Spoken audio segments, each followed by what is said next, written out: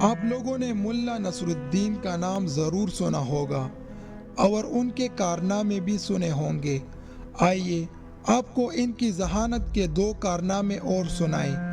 ایک بار بادشاہ نے جنگ جیتی، اس خوشی میں انہوں نے مال غنیمت تقسیم کیا، ملا کے حصے میں بھی ہزاروں دینار آئے۔ پس انہوں نے تجارت کے ساتھ ساتھ سیر کا پروگرام بنایا۔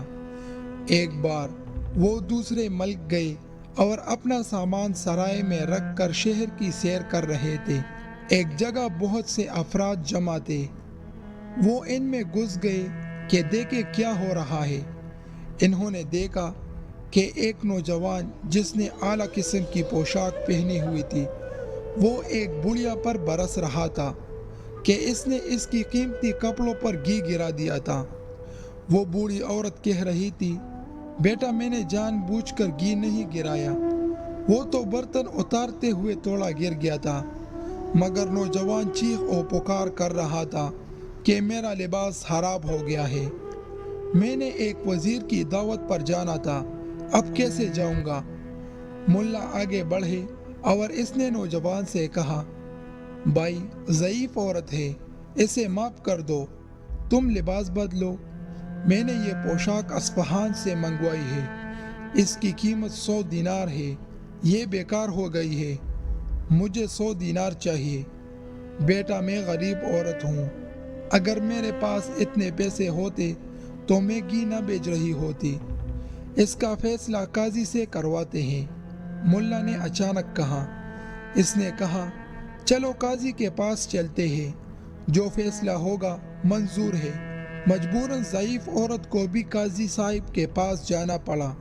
قاضی صاحب نے ساری بات سنی اور کہا، غلطی تو ضعیف عورت کی ہے، اب تم کیا کہتے ہو؟ قاضی صاحب کا اشارہ ملا نصرالدین کی طرف تھا۔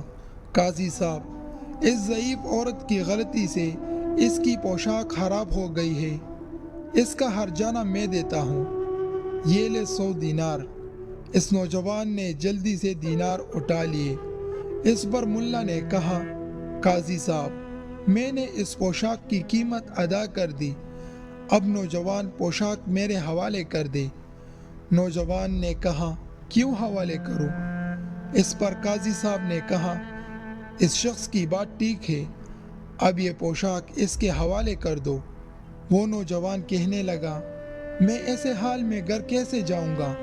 ملا نے کہا، یہ میرا مسئلہ نہیں۔ قاضی نے کہا، اگر تم یہی پوشاک خریدنا چاہتے ہو تو 200 دینار ملا کو دے دو۔ وہ فوراً راضی ہو گیا۔ اس نے اپنے خادم سے 200 دینار لیے اور ملا کے حوالے کر دیے۔ ملا نے 100 دینار اس عورت کو دے دیے اور 100 اپنے جیب میں رکھے اور کہا، غرور کی یہی سزا ہے، ورنہ یہ معاملہ راضی خوشی بھی حل ہو سکتا تھا۔ اس مقدمے کا چرچا شہر بادشاہ کے دربار میں پہنچا۔ اس نے فوراً ملا کو اپنے دربار میں طلب کیا۔ جب ملا بادشاہ کے محل کے سامنے پہنچا، اس نے دیکھا کہ ہزاروں لوگ دائرے میں کھڑے تھے۔ جو ہی ملا آگے بڑھے، ایک ضعیف بوڑھا شخص دھکا لگنے سے گر گیا اور ہاتھوں گھٹنوں کے بل اپنی لاٹھی ڈھونڈنے لگا۔ ملا نے اسے سہارا دیا۔ اس نے دیکھا کہ ایک نوجوان بلند آواز میں کہہ رہا تھا، بادشاہ سلامت، آپ کو دی ہوئی مہلت ختم ہو گئی ہے، میرے سوال کا جواب نہیں ملا۔ بادشاہ نے کہا، سچی بات ہے، ہم نے بہت کوشش کی مگر جواب تلاش نہ کر سکے۔ تم ایسا کرو کہ اپنا سوال دوبارہ دہراؤ، اگر کسی سے جواب نہ بن پڑا ہم تمہیں انعام اور اکرام سے نوازیں گے اور دربار میں جگہ دیں گے۔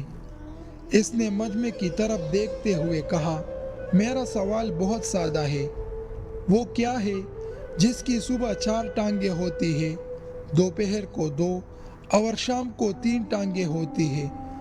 سب لوگ سوچ میں پڑ گئے۔ ملا کے ذہن میں ایک خیال آیا۔ اس نے جلدی سے بوڑھے کو پکڑا اور میدان میں لے آیا۔ بادشاہ سلامت، اجازت ہو اس سوال کا جواب دوں؟ ہاں ہاں کیوں نہیں، یہ بڑا امتحان ہے۔ بادشاہ سلامت، اس کا جواب میں آپ بھی ہو سکتے ہیں، مگر اس وقت اس کا جواب یہ بوڑھا ہے۔ کیا مطلب؟ ہم سمجھے نہیں۔ بادشاہ نے حیرانگی سے کہا، وہ ایسے بادشاہ سلامت، جب انسان بچہ ہوتا ہے تو وہ 4 ٹانگوں پر چلتا ہے، اور جب جوان ہوتا ہے تو 2 ٹانگوں پر چلتا ہے، اور بڑھاپے میں 3 ٹانگوں پر چلتا ہے۔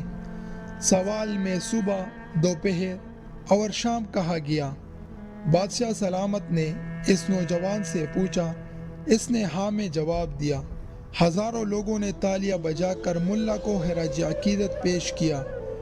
بادشاہ نے بہت انعام اور اکرام سے نوازا۔ جب اسے پتہ چلا کہ یہ پول نگر سے آیا ہے تو بادشاہ نے پول نگر کے بادشاہ کے لیے بھی ایک تلوار بھیجی جس کا دستہ یاقوت کا تھا۔ یہ اب بھی پول نگر کے بادشاہ کے پاس ہے۔ بادشاہ نے ملا کو انعام اور اکرام سے نوازا، جس نے دوسرے ملک میں اپنے ملک کی عزت بڑھائی۔ اس کہانی سے ہمیں یہ سبق ملتا ہے کہ عقل، حاضر دماغی وہ بیش بہا نعمتیں ہیں جو انسان کو ہر مشکل گھڑی میں سرخرو کرتی ہے۔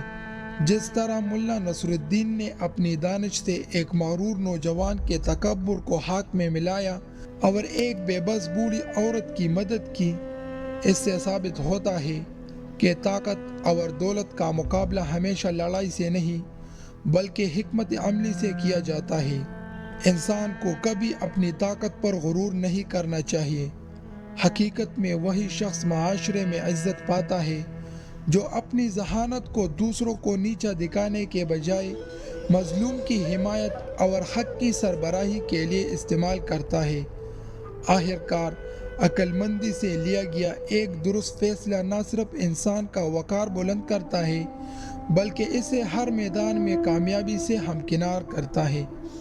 اگر آپ کو ہماری ویڈیو اچھی لگی تو ویڈیو کو لائک کریں، چینل کو سبسکرائب کریں۔ شکریہ۔